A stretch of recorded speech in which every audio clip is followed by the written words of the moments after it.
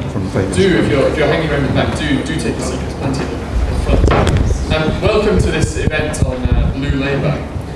When we chose today as the date for this event, we didn't realise that it was going to be quite a significant day. And while it's always nice to meet at a significant and historical moment, I'm afraid there might be about 1 o'clock. Big protest is arriving next door, so there might be a little bit of noise. So apologies in advance. The title of this event is slightly curious. It talks about whether Blue Labour is more of a threat to Cameron or Miliband. I mean, you could equally ask the same question about Nick Clegg, or in fact, you might think that it's actually a beneficial school of thought for all three of them. So, what is Blue Labour, and why are we having an event on it? Lord Glasman, who's the guy who people tend to think of as the guru of Blue Labourism, contrasts Labour's remote, bossy, and managerial style after 1945 with its original mutual and civic traditions. He talks about the importance of personal responsibility, and he's also said that you can't eliminate the postcode lottery, which is an important idea. And the whole thing seems to be generally about having a less statist and more kind of community-based approach, and I think a lot of that's already fed through into what Ed Miliband's been talking about in terms of the good society, which is, as it were, his rival to the big society. And one of the interesting things, I think, in all this is a renewed interest in the contributory principle within the welfare state, something that Lloyd George, when he set it up, and with Beveridge, when he extended the welfare state, we're very, very interested in. It's something that we're interested in here too. There's some research at the back we've done recently about our polling on what the public think about fairness, which finds that they're very interested in the idea of a quid pro quo non-contributory system.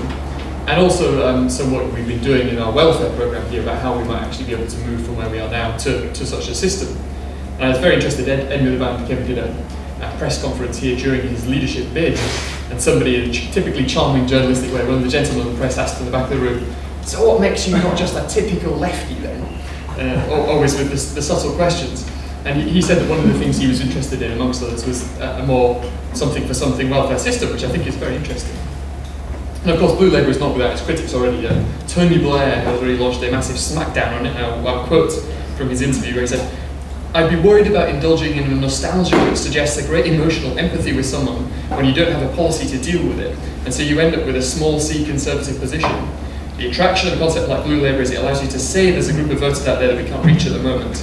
So what we should do is really empathise with their plight. But I think you should always offer a way forward for the future. The way Labour wins is if it's the cutting edge of the future, if it's modernising. It won't win by being a Labour equivalent of warm beer and old maids bicycling."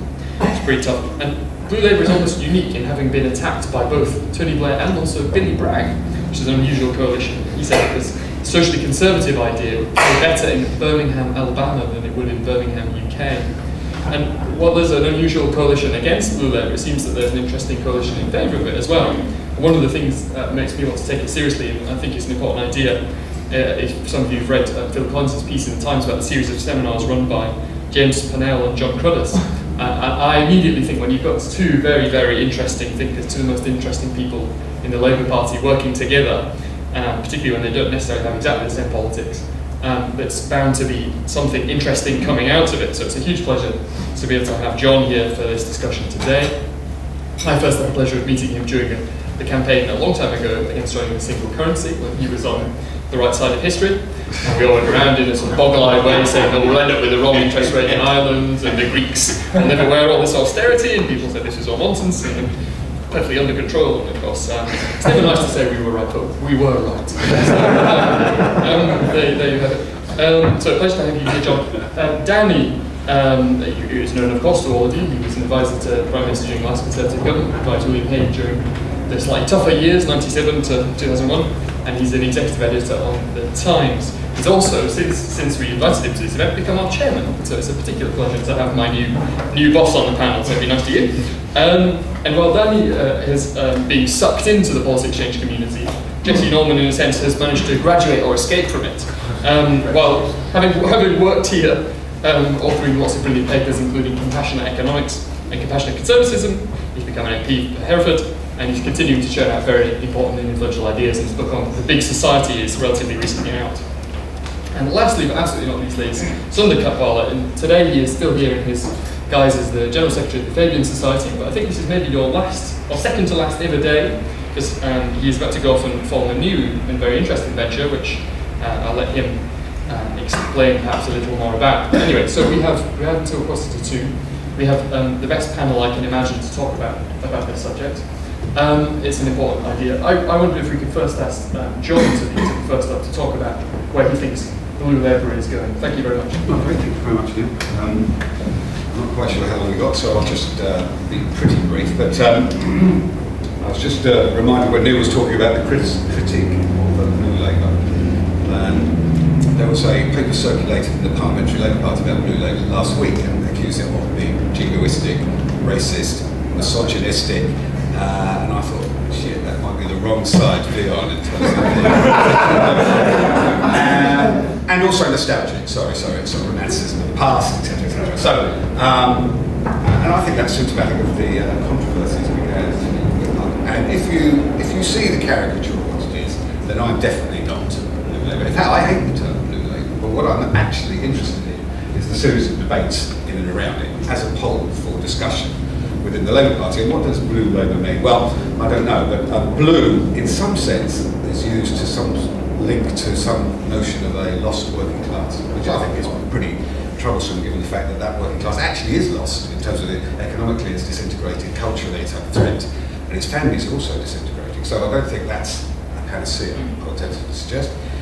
It's then used in some sense to conjure up a melancholia, a blue in terms of 1950s jazz or something, you know, and I'm not sure that is the remedy for Labour in terms of the blueness. It touches on a small c conservatism in terms of the use of the term blue, which is actually okay. I think there are some interesting questions about what people want to conserve in terms of the character of the country, be they the forests or the waterways or the ports or the, you know, I think that's a debate to be had.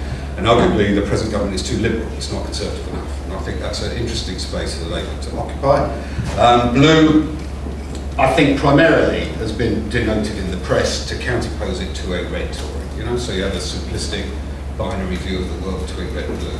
And it's sort of counterintuitive because one is, you know, counterintuitive for Labour to be blue and Tory to be red. Now, what does that up to? Not much really. So, because blue Labour is not programmatic, it's not a specific model, rather it's a series of discussions that was kicked off. And I think we should start with a series of propositions, actually, from which we might go forward in terms of a discussion in and around Labour. One, that Labour is essentially polarised. On the one hand, you have what became of New Labour, which is basically an economically liberal position in terms of the politics of Labour.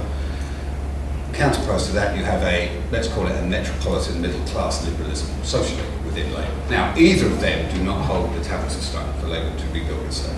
And arguably, if that's the two poles for Labour, then it's in real trouble, because that won't go anywhere. What New Labour created in 1994 was a much wider, deeper coalitionary politics, which was really creative and innovative. And Tony Blair now, sadly, I find, 17 years on, talking about nostalgia and those who want to live in the past, and it's almost become a caricature of what New Labour was, which was a really interesting political movement. And he does that from 36,000 feet, which I don't think is a very good place to start lecturing even in terms of the contemporary political scene. So, it's an idea to try and get around and create a debate that transcends this simplistic economic liberalism of New Labour, what it became, and this sort of metropolitanism, which is very dangerous for a middle class, often London, North London politics.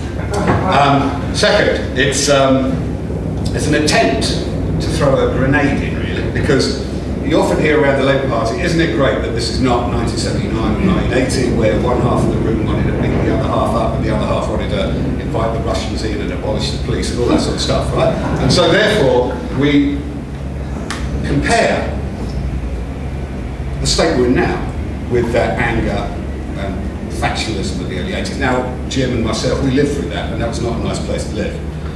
But the danger is we say, that's not what we are now, and instead we substitute sort of listlessness. You know, one more heave, if we hear where we are, this coalition will fall apart, and it becomes a substitute for not thinking and discussing. So the idea is to start discussing and throw a few sort of contributions in that makes people think, and arguably that's what Blue Labour is an attempt to do. If you look at Labour's history, the three great crises for Labour: 1931, national government; 1983, obviously 4 years in, the split, the SDP creation, and today, or 2010 actually. Any cursory reading of history would say in 1931 it took us 14 years to get back in. 1983 it took us 14 years. And so the idea is to try and put a bit of jump leads on in terms of our intellectual whereas there's a danger that we could, see history repeating itself. And indeed, if you look at periods of profound economic rupture, be they 1931 following 1929, be they 1983 following 1979, or the origins of neoliberalism, whatever, and today, you see that every period, those historic turning points economically, produce major political realignments. So the question is, the new coalition that we're seeing is the consequential realignment post the economic crisis. What is the corresponding realignment across the centre-left? And this debate is to try and signal what that might be. It goes alongside a crisis of social democracy across Western market economies, which needs to be confronted in terms of Labour's renewal. It also, I think, seeks to confront this question of Labour, Liberal, Conservative. They're all liberals. They're all progressives. They're all radicals as political parties. They're all, in one sense, interchangeable in terms of that sense of progress and liberalism. Nostalgia for anyone who questions some of that relentless newness and progressiveness and modernism. So I think it's quite an interesting space, not because of its nostalgia, because the charge of nostalgia is often a way of silencing victims. And I think it's quite interesting, the easy use of the word nostalgia, in terms of people who find it difficult to navigate through the complexities of the world, who are attached to the notion of home and place, and the sense of belonging that is under threat through the sheer process of globalisation, and respecting and trying to listen and confront and provide remedies to that is not something that should be caricatured from 36,000 feet, but should be respected as a legitimate political project. Any notion of Labour history, going back to the 1890s, would suggest there's a major fault line between, on the one hand, Fabianism, and the other between what was the independent Labour Party, the ILP tradition. One tends to be caricatured as statist or centralising or rational, modernising, the other based around the fellowship and localism. Dylan Thomas once said that the Labour Party, or the Labour movement at its best, was both parochial and magical. And that's the sort of tradition I come out of. And I'm quite interested in how you can rehabilitate that lost tradition of Labour, which was arguably the page turned in 1935 when Ernest Bevin assassinated George Lansbury. And looking back at history, you lost that whole ILP tradition and the history of it and the localism of it. And there's an attempt to sort of rebuild some of that lost Labour tradition based on the dignity of Labour, based on a sense of subsidiarity, a sense of duty, obligation, modern nationhood, the common good, not dissimilar to Catholic social teaching. It's no coincidence that I'm quite interested in this, because in my family I joined the Labour Party and my middle brother joined the Carmelites, which is a sort of reflection of where we both came from in terms of where my family occurred. So, one other proposition. The Labour Party tends to be self-righteous in its belief in justice, liberty, human emancipation, equality. The danger is no one listens to those abstractions after a while in a period in government. So instead, maybe we should concentrate on a few other elements. One, what is a notion of modern patriotism? An anathema often to the left, but any reading of Labour's history would suggest, going back to George Lansbury writing a book in 1934 called My England, the manifesto of 1928 in terms of the future of Britain, there's always a sense of modern patriotism when Labour is successful in 1945. Blair's modern patriotism circa 1997. It should not deny that notion of a modern patriotism. That's not a Merry Englandism, that's an assent to go with the grain of what people expect in terms of any prospective government, namely a sense of patriotism and modern agenda for the country. We should return to that. Second, the notion of a good society.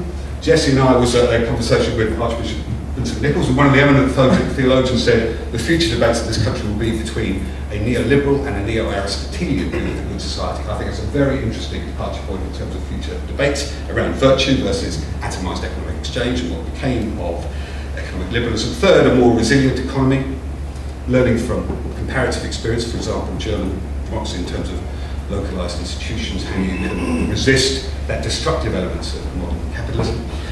Fourth, a politics of decency based around covenants, be they in your street or in your local community, which is beyond transactional in terms of its sense of obligation and duty. I think there's some very interesting micro-politics that can be developed in terms of your obligation to look after your front garden or your street or your neighbour, a sense of decency in the public realm, which Labour should be a part of that debate. Next, emphasis on community organising from the bottom up. We'll hear a lot about that.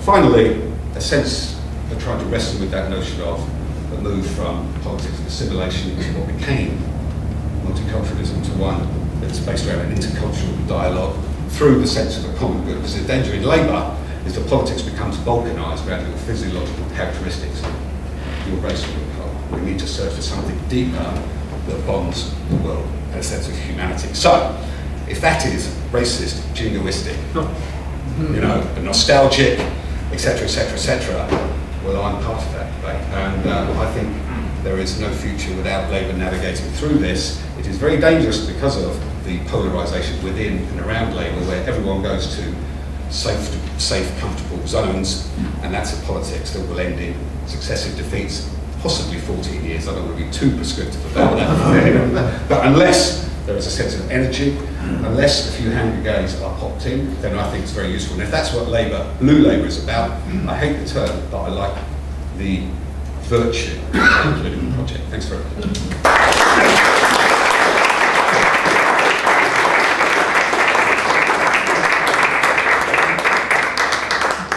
Very good. So having thrown a few hand grenades, over to Danny to maybe throw them back again.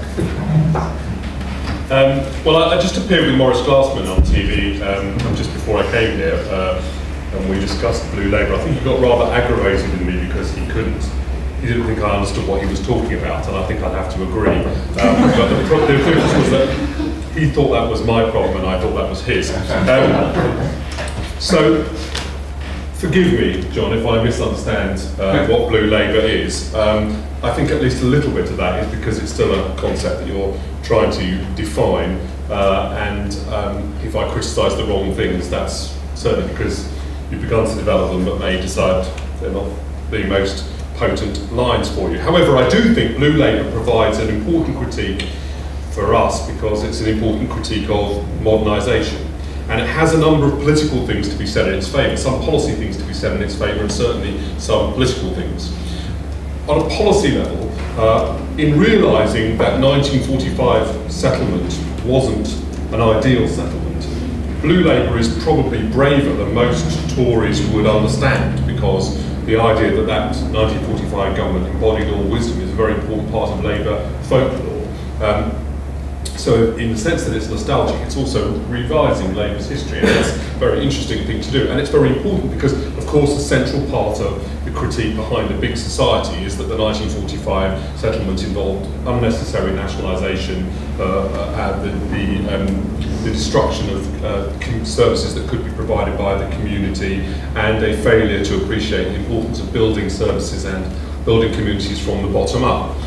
And so conservative modernisers have certainly been very interested in doing that, and I think it's a reasonable criticism that New Labour, attempting to gain clarity for what it was achieving at a national level, moved away from that. And of course the big challenge for the Conservative Party in office will be that it may end up feeling the same. In other words, that it may decide that, for example, it needs to provide a national waiting list target, and it can't leave that to the vagaries of competition between foundation hospitals. A second thing, I think absolutely critical to the political appeal of Blue Labour, is that it leverages loss aversion. We're all loss averse, so there was an experiment that suggested that if you gave people a ticket to a sporting match that was difficult or rare to get hold of, and then tried to buy it back, people valued it massively more once they had it and you were trying to take it off them than they would have been prepared to pay for it in the first place.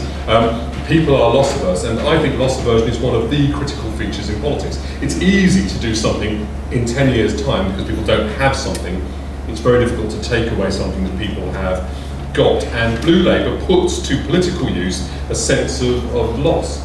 It links that to a romantic view of the left, and it has a constituency on the right and the left among all sorts of people. And it is, I hope John won't mind me putting it like this, it's a sort of coalition of losers that you want to aim at. But I don't mean that in a bad way, because only. because I think it has real potency, and there can be a lot of losers, and at times when there's a big sense of loss. Loss aversion has a great deal of political power, so it has power and intensity. And another thing, a third point really, is that conservatism linked to loss aversion is often right too. It's not just political potency. Remember during the Major government that Virginia Bottomley rejected the idea that Bart's Hospital should be preserved because it was an institution that had lasted for a long time. She said that's a matter for the National Heritage Department.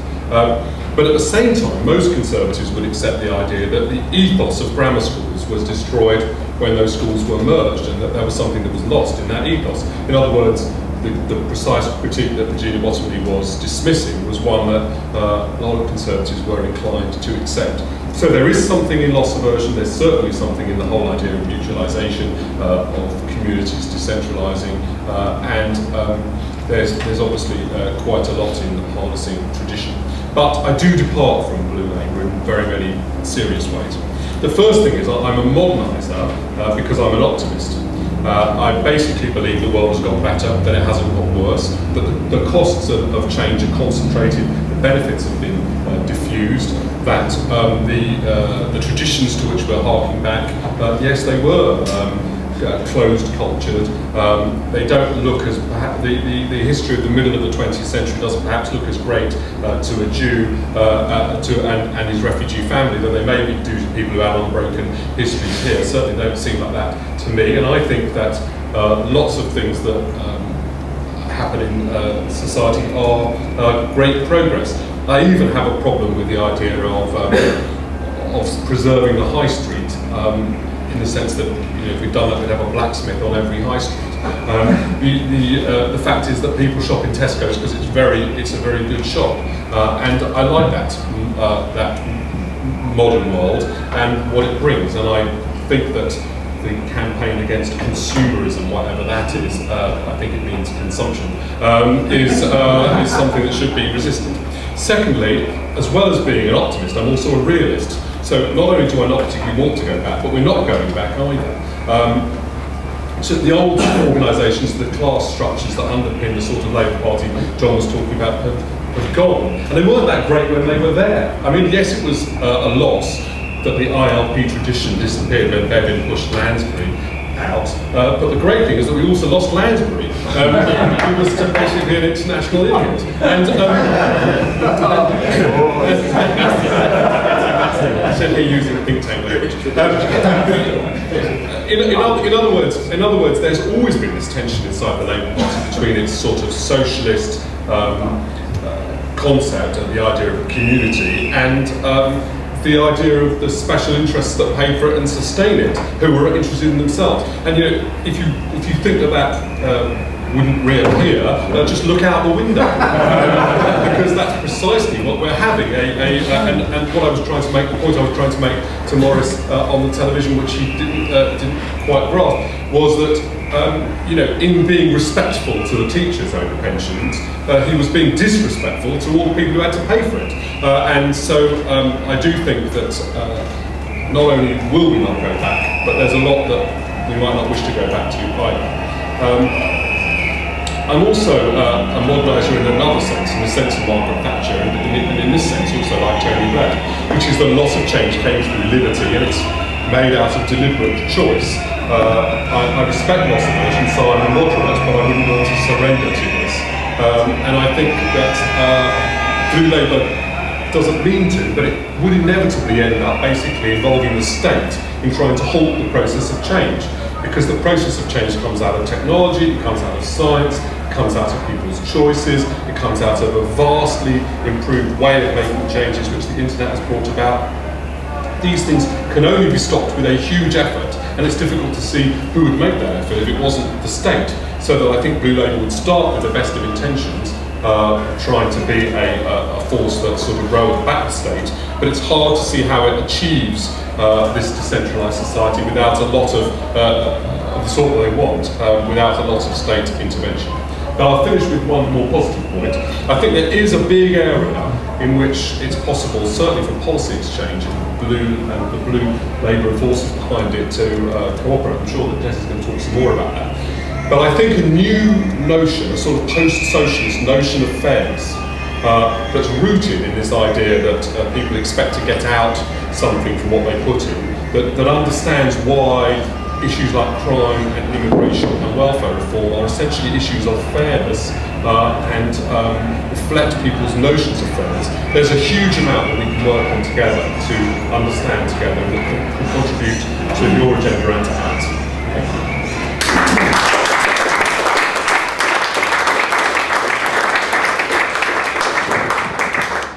Brilliant stuff. We've already established that there's not total unanimity in the room about the role of George Lansbury.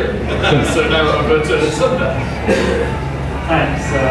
Thanks, Neil. It's nice to be here on my second last day as Fabian General Secretary. The Fabians for Blue Labour, as for Jesse and for some other people, are the problem here. But we are, despite that, sort of, moderately supportive, somewhat engaged up to a point with this Blue Labour critique. But the first question, a very good question: what is it? What is Blue Labour? I agree with what John and Danny have said about it. We don't entirely know, but we have some idea, and I think that's part of the point. I think it does enrich the conversation. John has done an awful lot to enrich the conversation in the Labour Party, and Blue Labour has been one of the vehicles for this. Above all, it's an attitude. I think it's a dispositional conservatism of the left. Not very surprising, actually, to have dispositional conservatism on the left. The left, especially the British left, has always been conservative as well as radical. Most of my left-wing heroes have actually tended to be dispositional conservatives. Above all, George Orwell in The Line of the Unicorn. I think you'd be in favour of the King James Bible and reducing inequality in society. Attlee getting the cricket scores in on the ticket tape. Nero, another of my great Fabian heroes. Mandela actually very much fits this thing. Actually, the dispositional conservatives on the left have tended to be the effective radicals, and the sort of noisy banner-waving radicals have tended to achieve rather less than the kind of gradualist Fabians. So, yes to dispositional conservatism, up to a point. It's a critique. It's a critique of New Labour. New Labour was too hands-off with the market. It was too hands-on with the state. New Labour is now engaged with Blue Labour, trying to find, post-New Labour, whatever we call it, trying to find common ground. But actually it's the opposite of, what New Labour became. But it's very similar, actually, as John was hinting, to where New Labour started off, which was with a sort of communitarianism. If you think about the Tony Blair around Blair was Shadow Home Secretary, the merger of Jamie Bulger, and just connecting with what people thought, maybe emoting about it, connecting to that, how you turn that communitarianism into a politics without it becoming a sort of contractualism of rights and responsibilities. So it's quite difficult, and it's quite difficult to do. But it's a critique of New Labour, and it's a provocation. It's an antagonism. It thinks there isn't enough debate in the Labour Party. It's right about this. It picks fights. It throws away hand grenades. It complains that it's been caricatured and stereotyped as nostalgic, but it likes to caricature and stereotype the people it's going for. I think it implies that the Fabians and the Fabians and the LSE have been all gone. It actually says the problem of the Labour Party. I grew up reading David Markham. The problem of the Labour Party was too Labourist. It was too institutionally conservative, it didn't have enough space for ideas. It turns out, for Morris, from the Labour Party, it's been too academically ideological, it's been too committed to the concept of equality. I mean, if New Labour has been too committed to the concept of equality, then the Fabians would have less to say about that in the last 10 or 15 years. So, there's a debate about cultures. It's actually a very civil debate.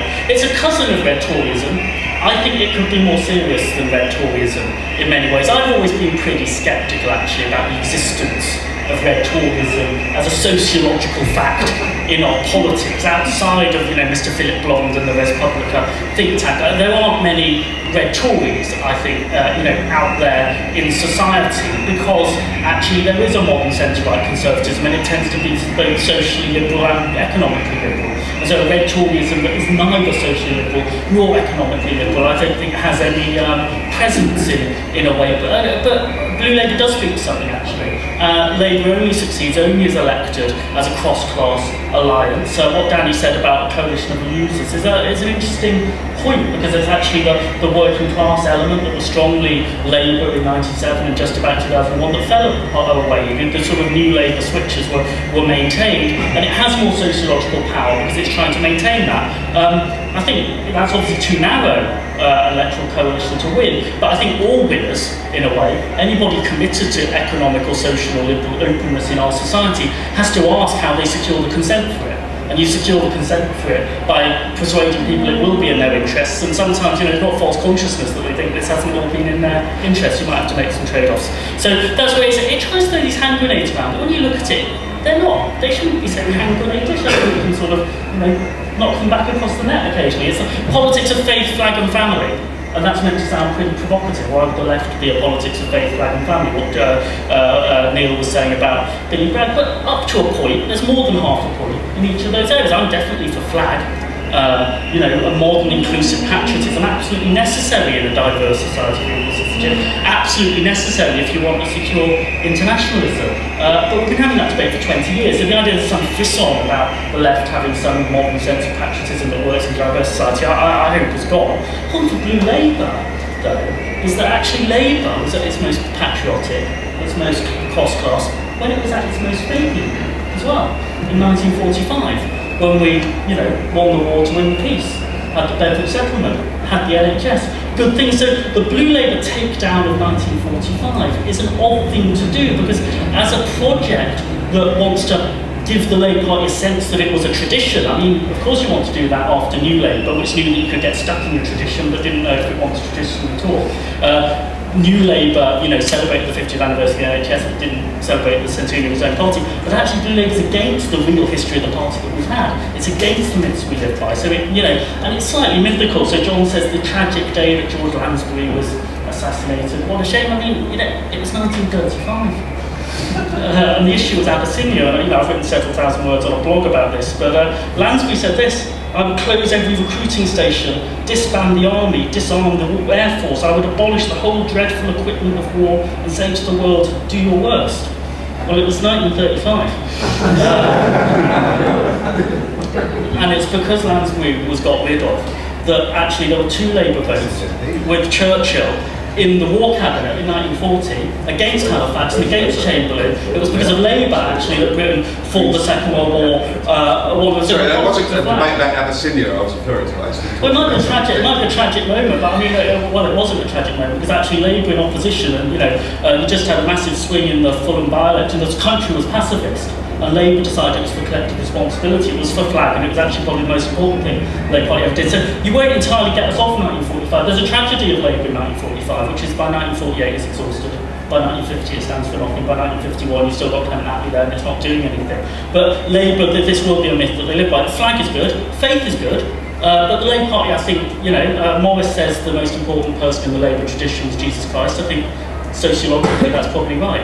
The Labour Party did owe more to Methodism than Marxism. It would be disastrous if you wanted coalitions for social justice to be allergic to faith in our society. So you want a politics, of course, at its best, Blue Labour is pluralist. It reminds the left that it's broader than, you know, the writers of the Guardian op-ed page. At its worst, Blue Labour is actually pretty factional. It's a pretty narrow gang. It's involved in the politics of excommunication. It wants the Fabians out and something else in, but what it wants back in is a bit mythical. I assume it, and family as well. You know, we should have politics of family. I think, you know, we've had a lot of pro-children politics. We haven't known if we're pro-family or not, but up to a point. You know, you can ask, I think, Blue Labour about children, but I assume it's nostalgic. I assume that's part of the point. And of course, it's a pejorative term to call it nostalgic, but I assume that conservatism is nostalgic. How nostalgic is it? And what does it want to do in the future? And does it have an agenda? This is the question. So some advocates of Blue Labour, Jonathan Rutherford, to talk about a return to patriarchy and the loss of the values of patriarchy. Well, if he hasn't, that's good. I don't know what he means. I hope it will. He's used the word. I don't know what he means, but I think I'm against it. Basically, I'm Blue Labour on the things that really matter. I thought it was an absolute disgrace that the FA Cup final was not played after the Football League season, but played during it on the same day as other football matches. That should not happen in this country. I think it's an absolute disgrace that Test cricket is not on the BBC. I think it's a shame that the pubs are closing. don't know if I want to do anything about it. I don't know if the state should do anything about it. But I think you blue label on the things that matter like this. But the fact that we are ineradicably and irreversibly a diverse society is part of the furniture now, where you have to build your coalitions for change. The fact that feminism has happened, and I do think, you know, I used to have this debate with Philip Blond. I used to say, you know, you call yourself a progressive conservatism. I prefer the 21st century to the 19th century, and the 19th century to the 14th. Where you want all of that. And he said, I won't answer the question, and we prefer the 14th century, actually, because things kind of went downhill from there. You've got the feudal relations in the top downhill and so on, which is just quite hard. If the critique is the Industrial Revolution or the advanced feminism, it's quite hard. What would Blue Labour need, I think, to be more than a sort of attitude and a reminder to have these debates? Does it want to be a programme? I think it probably doesn't want to be a programme, but it would need to turn itself into something that could answer big questions. You know, what is its political economy? I'm sure it will have a political economy. It's against the market. What Ed Miliband takes from Blue Labour is that for a social democrat who knows there are limits to markets, here is a publicly understandable way of where the limits to markets are. You don't want to sell off the forests, because they're the forests, they're not the sort of things you want to privatise. And that's a good social democratic way to say markets in their place but not beyond their place. Blue Labour also then has to tell us what the place of markets is. I don't know if it's done that yet. Sometimes it just sounds like it's for German social market capitalism, and we're all for, you know, George Osborne is for, you know, saving and long-term investment and so on. The question is, do we want to do things that bring it about, and how do you do that? And you know, that's where you get a political economy. Does it have a foreign policy? Probably doesn't have a foreign policy. What's our role in Europe? What's our role in the world? It will probably maintain historic regiments in the army. Probably a good thing to do. But would it intervene in Libya or not? We don't know. I don't know if we're going to be told. Where is it on tax and spend and the deficit? It's very critical of tax credits. They're a very Fabian kind of thing to do. A lot of tinkering, a lot of money in people's pockets. Would it abolish tax credits to cut income tax rates? I probably wouldn't. It would increase inequality. But will Blue Labour do it? And so I think if it wants to get programmatic, it will get more difficult. I don't think it does want to get programmatic. I think it wants to remind us that there isn't one truth and one answer, that there are plural traditions, that there are plural alliances. I think this is a good thing. The Fabians can embrace it. The Fabians are not just the Webbs and the LSC. You know, it's the Fabians of G.T.H. Cole, very similar to these mutualist traditions. The Fabians of the anarchist Fabians of Oscar Wilde. You know, Tawney, the neo-Aristotelians, wherever they were or are, and so on. So I think, in a way, these are not new debates. They're important debates to have. Fairness and equality, to end on that point, I think we're all in that place now. I think, you know, the Fabians have done a lot of work on the contributory principle that has influenced what Ed Miliband has done. I think what John Denham said this very clearly, what Labour has to decide is, are these the views of the public to which Labour has to accommodate, or is this actually the central value of the Labour tradition? Which, if you take the Labour tradition properly, is the central value of the Labour tradition. So I welcome Blue Labour reminding us that we have a tradition, but I hope they won't be surprised if some of us turn out to be sentimentally attached to more of it than Labour. Thank you.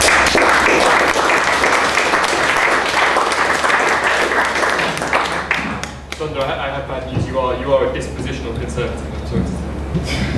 Right, well, thank you very much indeed, Neil. Thank you, Politics Exchange. Thank you, fellow panelists. This is not the first time I've debated these issues with John Cruddas. There is I don't think there's anything in the world more frightening than a socialist with a PhD in economics, which is what he has. And it's a delight to have Danny and Sundar to break up the traditional arguments. I'm going to start, if I may, a place for a slightly unusual for this debate, but not unusual if anyone knows me, nor indeed, I think, unusual given the massed ranks of our Jacobins outside, and that is with the greatest living politician, and I refer, of course, to Edmund Burke.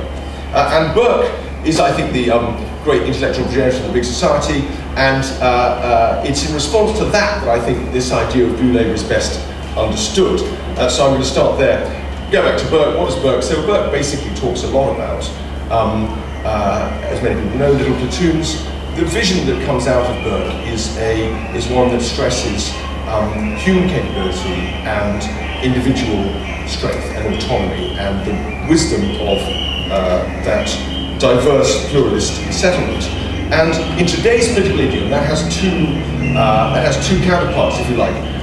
The first is a worry about individuality becoming corrupted by a certain kind of Gresham's law of culture, whereby money culture drives out individual conceptions of self-worth and limits human capability rather than enfranchising it. And the second lies in this idea of institutions which have been knocked down and elbowed to the side by this very Fabian turn that our politics has taken over 30 or 40 years, not just over 10 or 15. And by the unhappy and unholy alliance between centralisation and neoliberal economics. And from that point of view, tax credits are absolutely germane, because of course they represent the kind of Ptolemaic view of society in which you make changes by little epicyclical alterations to someone's marginal tax and benefit calculations, as though that were the sum total of human well-being. So that is where I think the target is for Blue Labour. Now, Blue Labour has, from my perspective, the pleasing sense of actually being about something, unlike Red Tory. Red Tory, rather like, as Bertrand Russell said of the Holy Roman Empire, neither holy nor Roman nor an empire. Red Toryism suffers the twin defects of being neither particularly red nor particularly Tory. Blue Labour, on the other hand, is, I think, a much more identifiable strand of thought.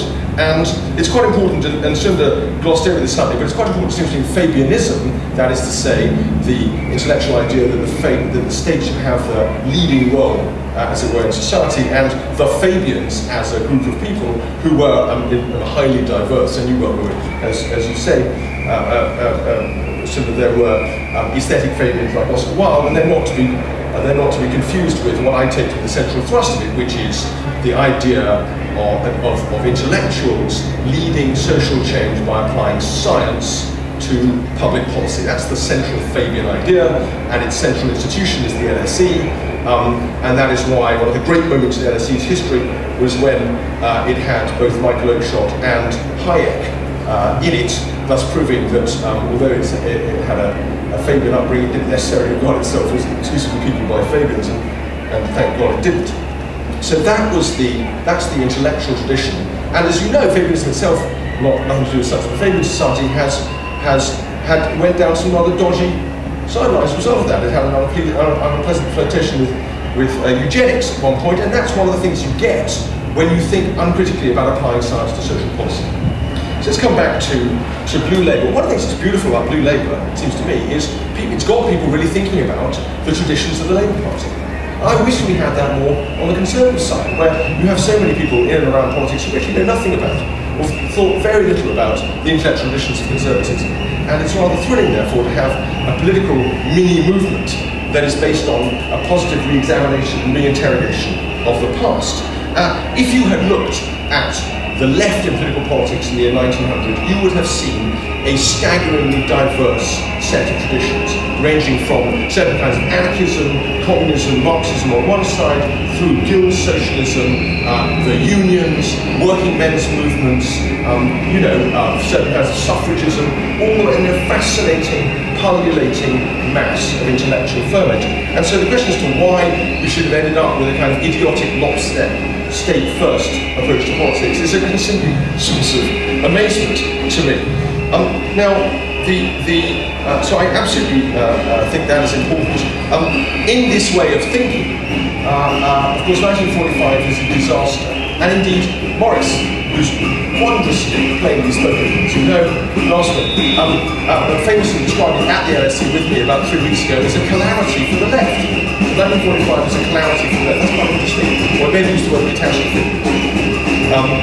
Certainly what it does is two things. The first is it introduces a rather pleasing Trojan horse from a conservative standpoint into the Labour movement. As Ernest Bevin said, open up their Pandora's box, and who knows what Trojan horses won't come out. And in this case, the Pandora's box of ideas has been opened, and this appalling thing called New Labour has parked its whacking great Trojan horse in the centre of the Labour Party. And since what I think the Labour Party is going to discover is that Trojan horse contains very pleasing big society conservative ideas, I'm absolutely thrilled about that, and I want that Trojan horse to be there for a long time before it disgorges its plentiful contents. And of course, with that sense of history, there's come a kind of mythology in which George Lansbury is John Baptist or whoever he is, reverse it, however you like. But so that's the picture I think we should be looking at. The result is confusion for the current Labour leadership. I mean, it's a fascinating question. What does Ed Miliband actually think? I mean, about anything, but I mean about this in particular, because as you will recall, there's been a lot of kind of appetite for Lord Glasman, and Morris is going to be in that wonderful position of saying one thing too many, and then the leader's going to have to row back a lot. And actually, it's a great number of people in his own party who are simultaneously titillated and appalled by the Glasman doctrine. Let me just focus on one thing which hasn't been mentioned so far, which I think is really interesting and really valuable and really worth thinking about. And that is this notion of remoralizing the individual. So if you think the individual became too dependent on the state, and those institutions that got driven out or failed to occur, and the innovation that didn't occur because of, as it were, too much state rulership over the last few years, if you think that happened, then one of the things you'll be excited about is this actually very conservative idea, you find it in Gertrude Himmelfarb, of remoralizing the individual, of actually regarding people not merely as sources of personal excellence and capability, but as sources of moral strength and moral well-being. And I think that's very, very interesting. It ties into this extremely romantic cast of mind. It ties into the aspect of patriotism, of laying oneself down in a moral cause. And I think it ties into the local linkages that you find in the local strand as well. That's interesting. Why is it so interesting? Well, A, because it links, as Danny said, to this what you might call post-socialist notion of fairness.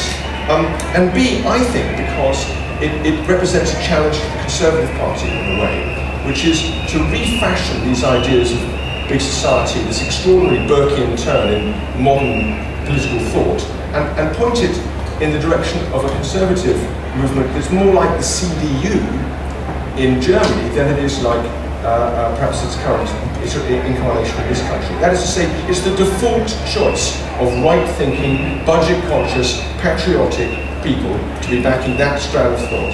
And I think they'll be more likely to back it in my own party than they will in John's, but I'm absolutely thrilled that he's in the process of coming over to us.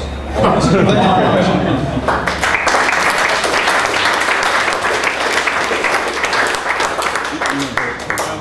So I feel like we've covered a lot of ground. We've heard about tax credits, modern patriotism, neo-Aristotelianism. We've heard Jesse Norman speak. The first time I ever heard you speak with a kind of bongo background, which is exciting. Exciting new departure. We've now got time, half an hour for questions and answers. If you want to say who you are and where you're from, maybe even who you want to direct the question at. Who wants to go first? I'll try and pick one. Having heard from sort of left and right, I'm tempted to pick on a more liberal perspective and see if we can prompt Chris Nicholson into saying something. Okay. I think one of the things, interestingly, that unites both Red Tory and New Labour is the attack on liberalism. And so Lord Glasman, I think, has said that liberalism is un-English, which I find quite a strange concept. But the thing that interests me is that a lot of the talk about communitarianism, which is part of Blue Labour but also Red Tory, for a liberal is rather old hat in the sense of community politics.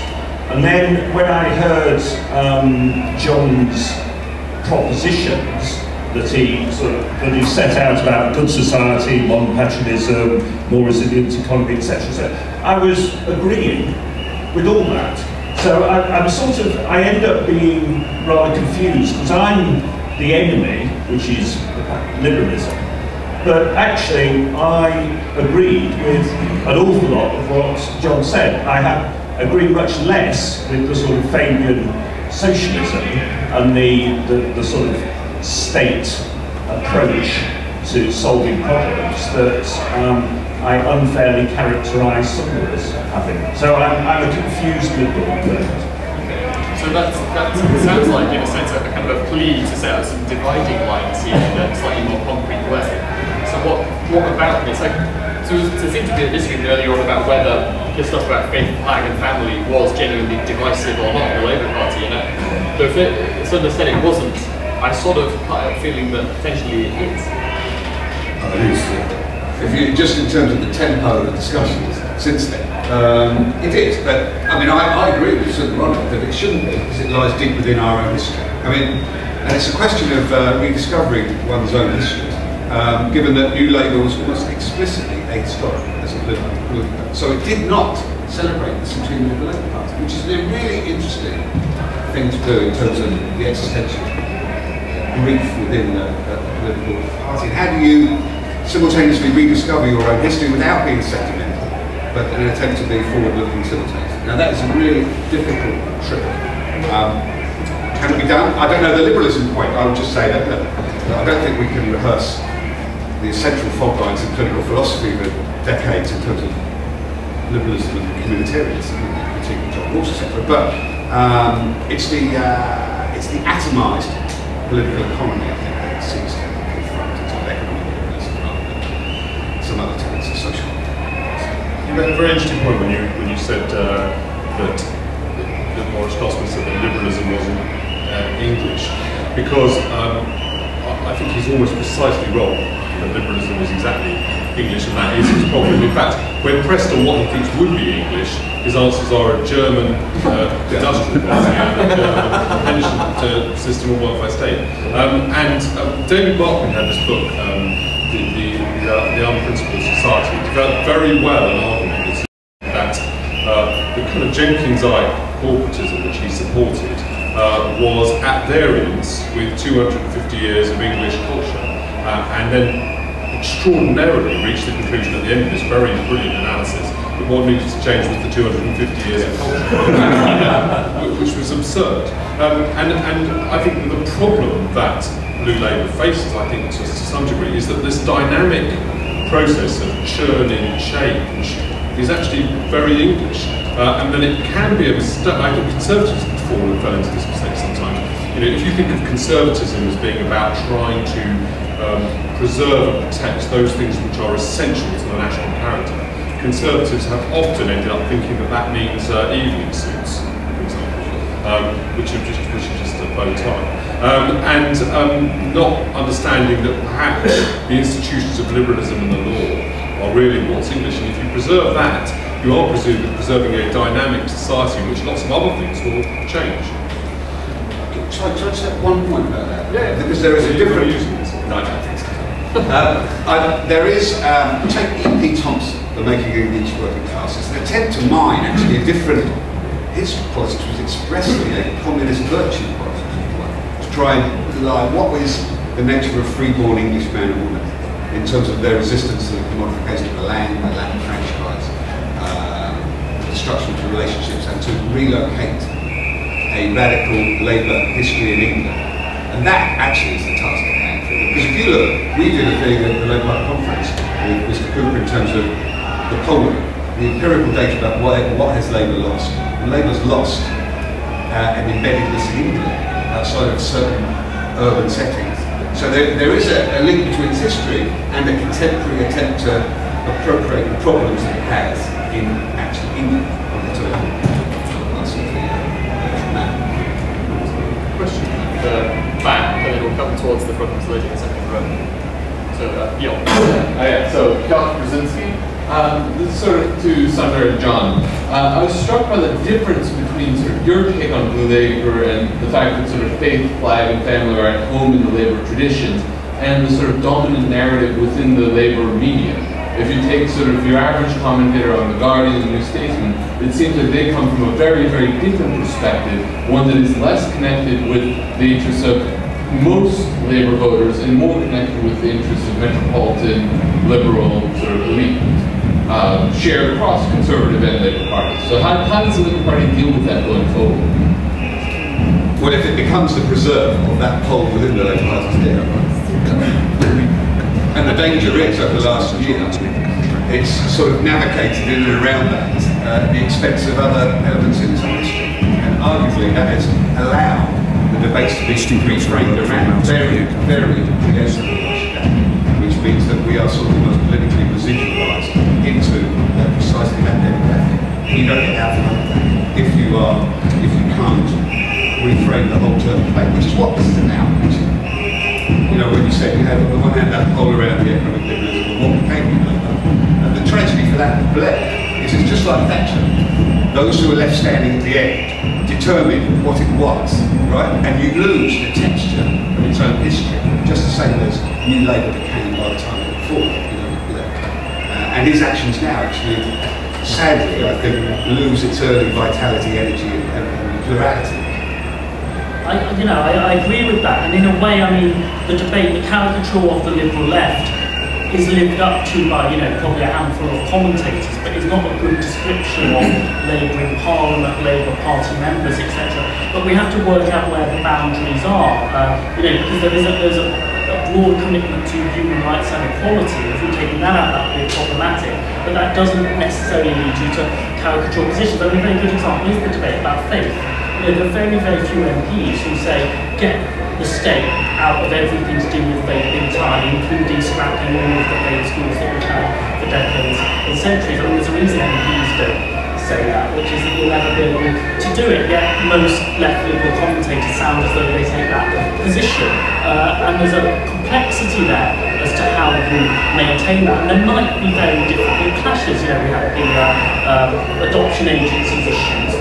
That might be a real choice, but the idea that the liberal left generally has been allergic to faith is odd.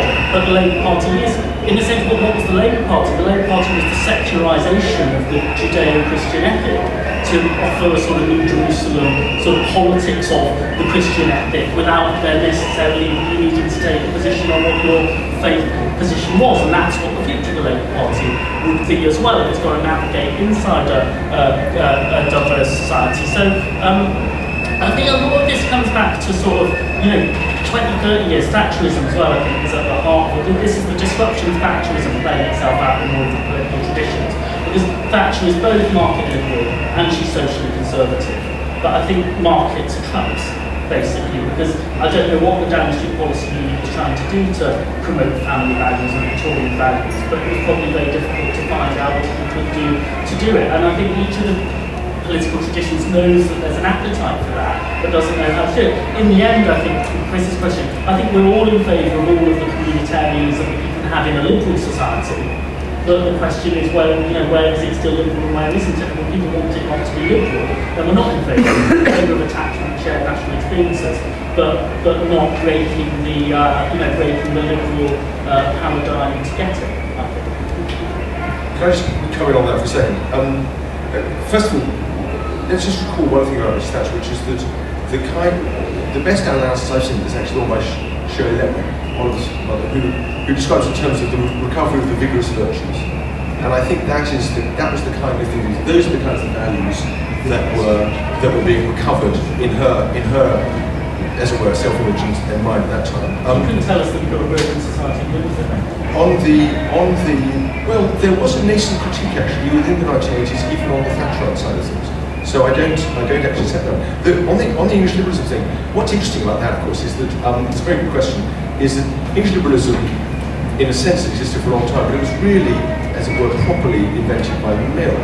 And what Mill does, if you remember, is he talks about quantitative economics as though the only thing that matters is the economic interest. When we consider people's action, we're liberal in the sense that we ignore all aspects except treat them in terms of as economic agents. And that is really the entry into English thought of Chicago School of Economics and on their left. And the surprising thing is that we then have to recover the conservative view, which talks about markets as institutions, locates them culturally, locates them within traditions and history and society, only with Austrian economics and, as it were, new institutional economics of the 20th century. So there's kind of bizarre ex-post recovery. And I think English liberalism no longer goes off the rails at that point, and that's the point at which, when we rediscover it, we go off the rails now, and we need to stay with the initial instinct. Okay, there's a sort of, just before we come on to the next question, it strikes me that there's something which I think is divisive between all panel members, which is about whether we should have a pro-family policy and what such a policy would look like. So we've done some polling on this in our recent pieces back in the room. With all these different instruments out there, we've got child tax credits, which have one set of principles behind them, that means tested, unlimited number of children you can have. We've got child benefit, which smaller amounts for subsequent children. our polling showed that people don't want people to get any additional child benefit if they have more than 3 kids.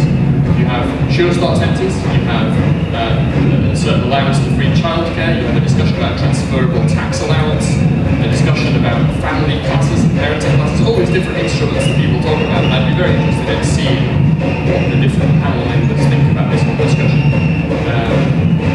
I would John can speak over Johnny. I'm going to give you the mic just to add volume to your... Well, I start a slightly different approach. So my proposition would be, why is it, in terms of the framing of politics, that Labour and the Conservatives did this very effectively through the question of financial necessities and tax system, that the Conservatives owned the politics around the family over the last couple of years. Very creatively, very innovatively, used illustrative policies to actually get on the right side of it and put us behind a bit of an angle. And that's what we've got to confront, is in a more general sense of how you reframe our own commitment to the policy of family. Does that mean actually confronting the question of whether we were on the wrong side of that tax break for marriage?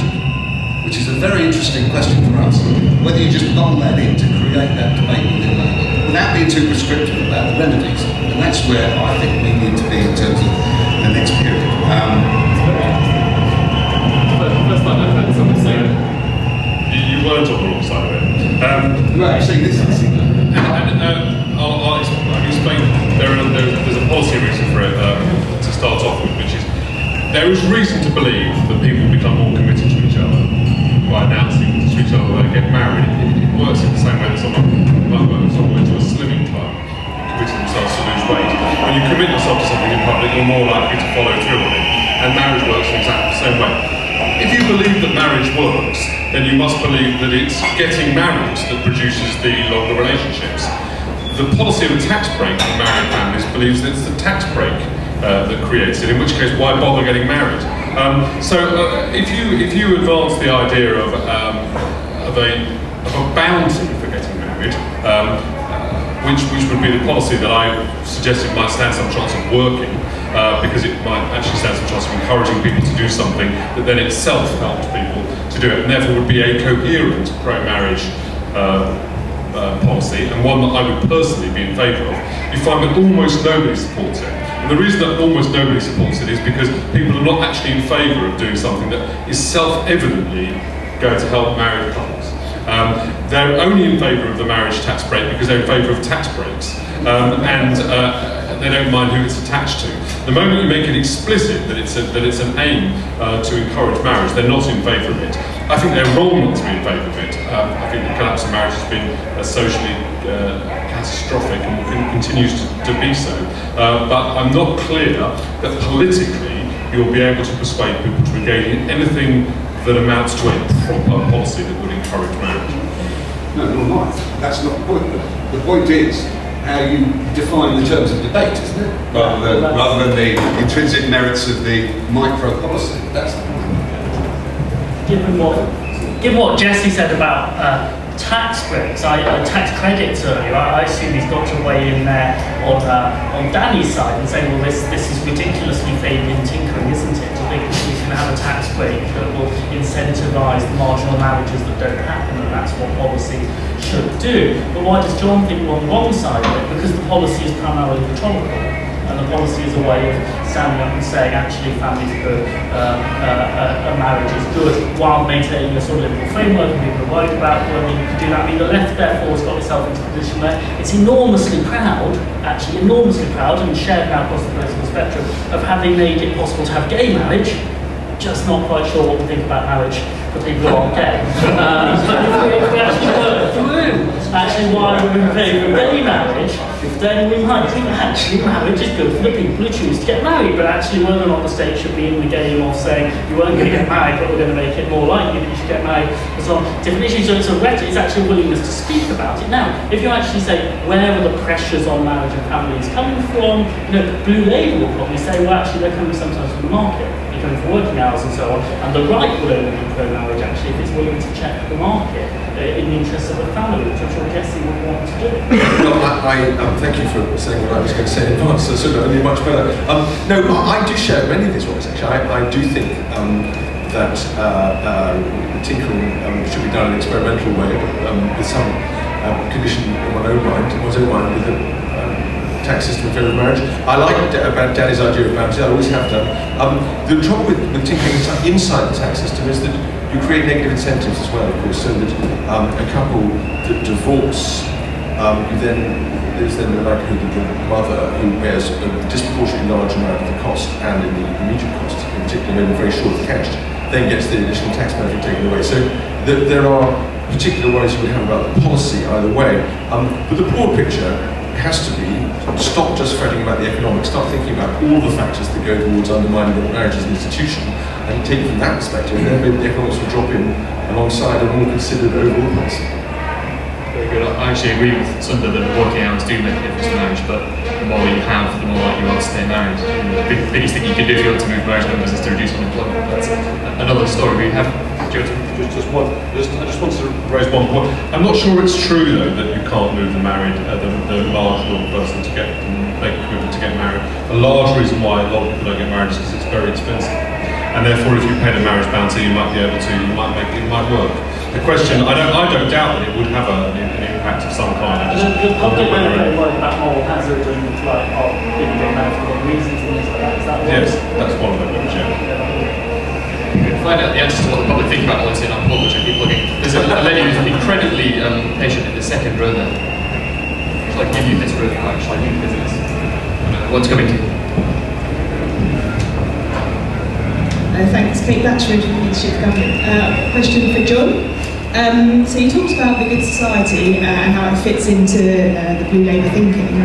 And I was wondering over the last year or so whether you've learned any lessons from this government's big society agenda in terms of strategy and implementation that you would like to emulate or perhaps avoid were you in power? Well, I think that's a very good question. I'm probably one of the only people left standing who likes international big society. I'm a big fan of it, actually. I think it goes with the grain of something deep within the soil, actually. I'll tell you what we're doing locally, right? I spent a lot of last week getting together with a prayer breakfast, trying to get all the faith communities together. The week before that with a lot of the voluntary charity sectors. Before that with the YMCA, all of that sort of hidden wiring in the community to come together and think, as a borough level, can we have our own view of what is a good society or a good borough, so that you can sort of take the strain in terms of patterns of advocacy with the legal aid changes and the COB cutting back, so you can actually create your sense of solidarity locally by actually trying to pick up what lies beneath the notion of the good society. And I like it because it's not a veneer for cuts, because it predates the whole cut of the economic crisis, the autumn 2008 thing. So I think it's good. I like it. I think you have to have an architecture. That's why I do question the consequential effects of some of the cuts in terms of being able to deliver a good society, but I don't question the ethic behind it. And I think it's incumbent on all of us to try and do an equivalent exercise in our local communities, as sort of entrepreneurially, politically, and that's where I think we should fit.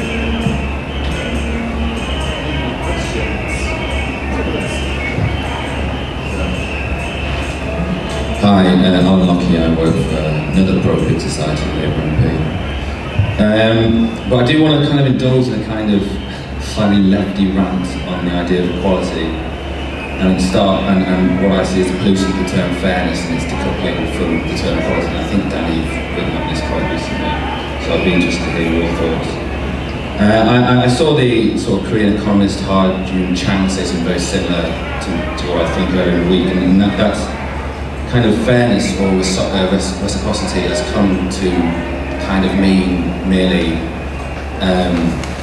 sort of increasing the contribution principle within the welfare state. And the problem is that the people that we should be necessarily helping, and the term fairness as it's used in classical political theory, for example, has a much more equal starting point than what currently exists. And my point basically is that and I don't necessarily think that tax credits are necessarily how we arrive at equal society. My point is that equality is important to create the sort of society we need, and I think it's something that's been woefully absent from the Blue Labour narrative. I kind of take the kind of David Miliband line in the last sort of Blue Labour pamphlet, that if we force tax credits on some way to solve this problem, and I don't think that equality as an abstract idea is a doorstep winner. But if we don't try and create a more equal society, then Labour is going to be. I think it's part of the Labour narrative, and I'm worried that Blue Labour hasn't really dealt with this. Great question. The idea that I don't believe in equality, right, or justice, or limits, is just. I just question whether they become abstract notions which lack definition and so undermine the case for a Labour government, because it comes across as white noise. So, to give an example, right? I'll tell you what I would do if I was leaving Labour. I'd go out and say, rather than these 29 policy review groups, I'm going to give a talk on Rathbone Williams, right, and talk about these great English socialists and paint in bigger primary colours about what moves me, because our dilemma is one of character and definition as a political party. People don't know what we're for, right? So the notion that this is a question of policy remedy, I mean, that's way down. There's a much more fundamental question about what we're about, and unless you start articulating much more fundamental questions of your political character as a leader of the party, then you're not going to get anywhere, because people have gone beyond listening to you on policy. That's my sense. I think actually to come back on that's maybe on slightly a cop-out. I mean, if they were for equality, destroying equality is one of the very, very easiest abstract ideas to self-doorstep. So I'm really not sure I agree with it. Well, one of the things that you said, John, is that it was an elision, I think, between equality and justice. My own point is they're not the same things at all. And indeed, neither are equality and fairness. Equality does not embody in any idea of contribution, and it states there ought to be more equality between people, essentially regardless of the contribution that they make or are capable of making.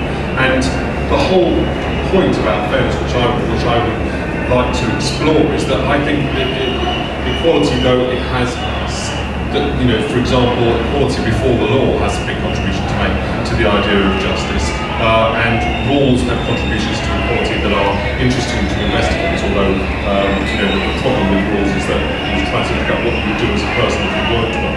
And so therefore there's a lot of difficulty with that idea for anybody who believes there's a sort of Greek tradition in fact. But I just flatly think that trying to search for the idea of fairness in the idea of equality, you will search forever and you won't find it. It's not simply that it's not practical, it's that in lots of ways equality isn't fair.